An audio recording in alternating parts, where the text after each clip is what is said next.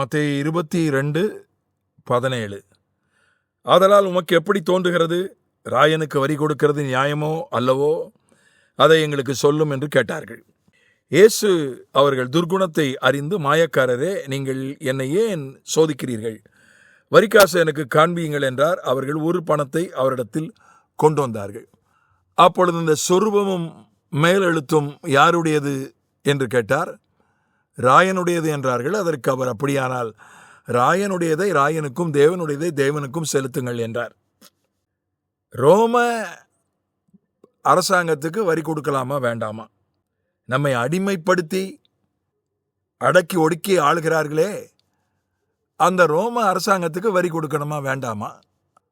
வரி கொடுக்கணும் அப்படின்னு ஒரே வரியில் ஆண்டவர் சொல்லிட்டு போயிருக்கலாம். ஆனால் ஆண்டவர் என்ன பண்ணார்னா, அவங்களுக்கு ஒரு விளக்கத்தை கொடுத்தார். அந்த ஒரு காசை காட்டுகனார். அதில் இருக்கக்கூடிய சுரூபம் யாருடையது?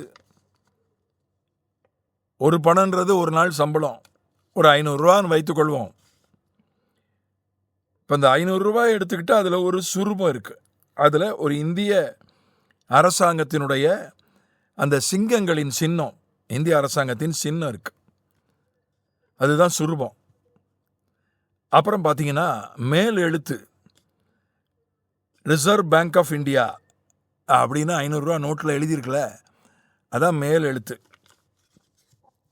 இப்போ இதை வச்சு தான் இதை தான் பயன்படுத்துகிறோம்.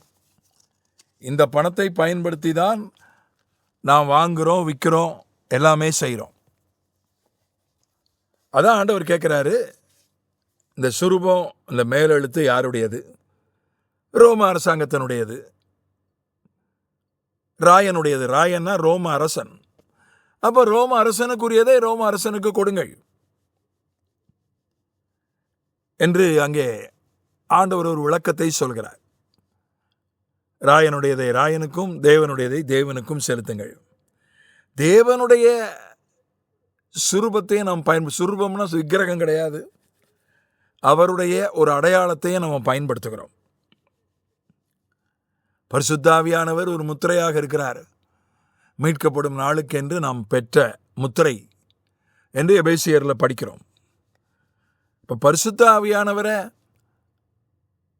நம்முடைய வாழ்க்கையில் நாம் பெற்றிருக்கிறோம். அவர் நமக்கு தேவைப்படுகிறார். அவருடைய உதவியை நாம் பெற்றுக்கொள்கிறோம். ஆகையினால நாம் ஆண்டவருக்கு செலுத்த வேண்டியதை செலுத்தணும். அது காணிக்கையோ, அது நம்முடைய நேரத்தை அவருக்காக செலவிடுவதோ, அவருக்கு ஸ்தோத்திர பலிகளை செலுத்துவதோ, சபை கூடுதலுக்கு போவதோ, ஆண்டவரை குறித்து மற்றவர்களுக்கு சொல்வதோ, அதெல்லாம் அதில் அடங்கும்.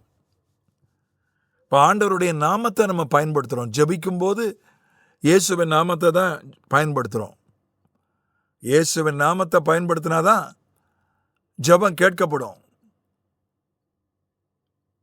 அதுபோல நாம் பலருடைய முத்திரைகளை, பலருடைய பெயர்களை நம்ம பயன்படுத்துகிறோம். ஒன்று முத்திரையை பயன்படுத்துகிறோம், இல்லை பெயரை பயன்படுத்துகிறோம். குடும்பம் எடுத்துக்கொண்டால் அப்பாவுடைய பெயரை தான் நம்ம பயன்படுத்துகிறோம். இனிஷியல் அல்லது நம்முடைய பேருக்கு பின்னால் வரக்கூடிய டைட்டில், லாஸ்ட் நேம் அப்பாவுடைய பேர் தான்,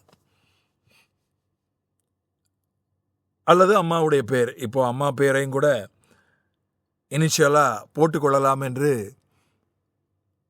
சட்டம் இப்போது வந்துவிட்டது.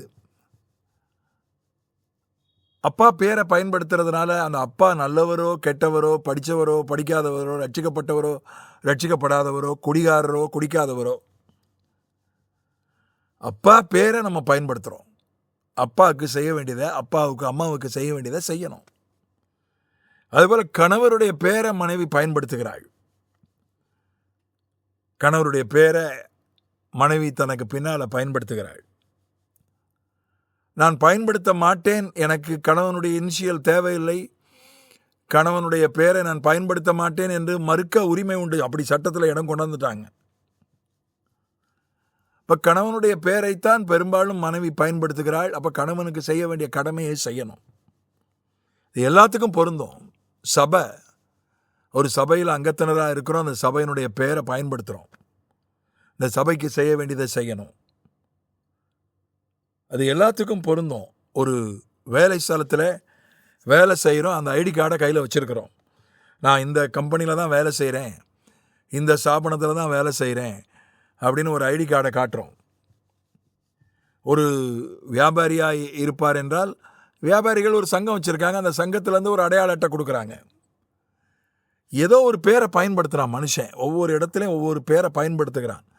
எந்த பேரை நம்ம பயன்படுத்துகிறோமோ அந்த பேருக்கு உரிய ஒரு கைமாறை நாம் செய்ய வேண்டும். அது ஒரு ஃபார்முலா. அதைத்தான் சொன்னார். நீங்கள் ரோமர்களுடைய சுரூபத்தையும் மேலெழுத்தையும் பயன்படுத்துகிறீங்க, அதனால் அவங்களுக்கு வரி செலுத்துங்க. அமெரிக்காவுக்கு போனால் இந்திய பணத்தை பயன்படுத்த முடியாது, அங்கே அமெரிக்கன் டாலர் தான் பயன்படுத்தணும். அப்போ அமெரிக்கா டாலரை பயன்படுத்தும் போது அந்த நாட்டில் என்ன வரி கட்டணுமோ நம்ம கட்ட தான் செய்யணும். விசாவுக்கான வரி கட்டுறோம், மற்ற வரிகள் அங்கே வாங்கும்போது விற்கும்போது தான் அது உள்ளுக்குள்ளேயே வரியை பிடிச்சிடுறானே, அந்த விலையிலேயே வரியை சேர்த்துறாங்களே. நான் இந்தியாக்காரன், அதனால் நான் வரி கட்ட மாட்டேன்னு சொல்ல முடியாது. அந்த ஒரு ஆழமான ஒரு உண்மையை ஆண்டவர் அங்கே சொன்னார். இல்லைப்பா வரி கட்டுங்க அப்படின்னு ஒரு வார்த்தையில் சொல்லாமல் இவ்வளவு பெரிய விளக்கத்தை ஆண்டவர் கொடுக்கிறதை பார்க்கிறோம்.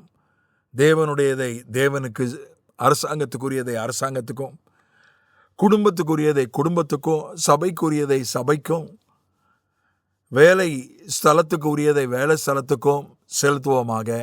ஆமென்.